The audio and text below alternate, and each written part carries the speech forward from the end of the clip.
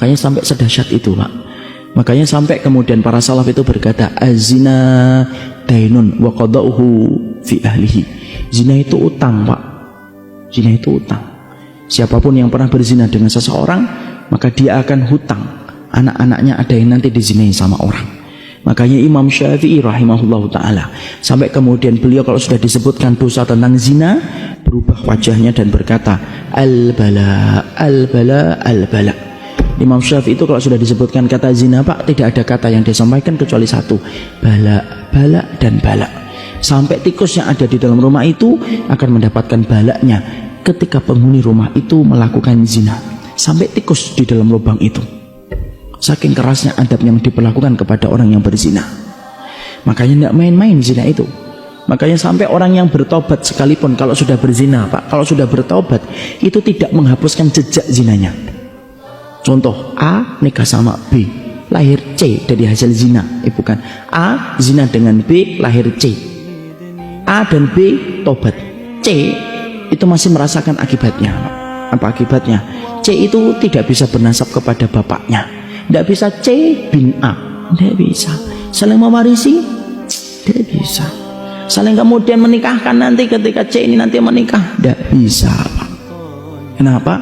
C ini nasabnya bukan kepada bapak, tapi nasabnya kepada tempat tidur, tempat tumpahnya air ketika berzina, walaupun dia sudah bertobat. Makanya saya ketika menerangkan tentang daurah masalah zina detail gitu, di salah satu kawasan di Jakarta ada yang keluar dari nangis, Pak, meluk saya dan berkata, saya sudah menduga ini pasti tentang zina ini. Nangis, beliau berkata, saya punya anak Ustadz Putri kelas 3 SMP, dan saya dulu mendapatkan itu di luar pernikahan, Masya Allah. Tapi saya sudah bertobat sama istri saya, tampilannya sudah berubah, Pak. Orang mungkin nggak menduga. Bolehkah saya, Ustadz, nanti kalau putri saya menikah, saya nikahkan, Ustadz? Nggak bisa, Pak. Kalau saya bisa hapuskan hukumannya, saya hapuskan, Pak. Tapi hukum Allah nggak bisa dihapus. Bapak harus sabar, dan itu merupakan bagian dari proses Bapak tobat. Nangis, apa yang bisa saya lakukan? Nggak bisa saya lakukan apa-apa. Disitulah tadi para ulama mengatakan apa? Dosanya zina tidak menghapuskan jejaknya. Saking beratnya itu. Makanya tidak ada aturan, Pak, detail yang mengatur hubungan laki-laki dan perempuan kecuali apa? Islam, Pak. Kenapa? Karena semangatnya Islam itu menutup rapat pintu perzinahan. Sampai kita dapatkan kan, Masya Allah, dalam Islam diatur laki-laki dan perempuan. Sampai di masjid perempuan harus di belakang, laki-laki di depan. Perempuan ketika mengingatkan imam tidak boleh dengan suara, tapi harus dengan telapak tangan begini. Laki-laki baru boleh dengan suara supaya tidak menimbulkan fitnah bagi laki-laki ketika mendengar suara itu. Bapak kalau jalan tidak boleh di belakang perempuan, Pak, kalau menurut salafus saleh itu. Karena sesungguhnya para ulama itu mengatakan kafa bil aib, cukuplah orang itu aib kalau kemudian dia jalan di belakang perempuan, Pak. Kenapa? Orang yang jalan di belakang perempuan, setan itu nempel pada belakang perempuan dan menjadikan belakang wanita itu tampak indah.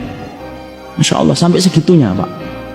Makanya kalau bapak jalan tiba-tiba di depannya akhwat-akhwat, tolong malah jangan dinikmatin di belakang, disalib akhwatnya. Dan akhwatnya itu kalau disalib jangan GR, ih ikhwannya ngejar saya, bukan ngejar kamu, dia mau nyalip kamu supaya kemudian tidak di belakangnya. Masya Allah, Pak.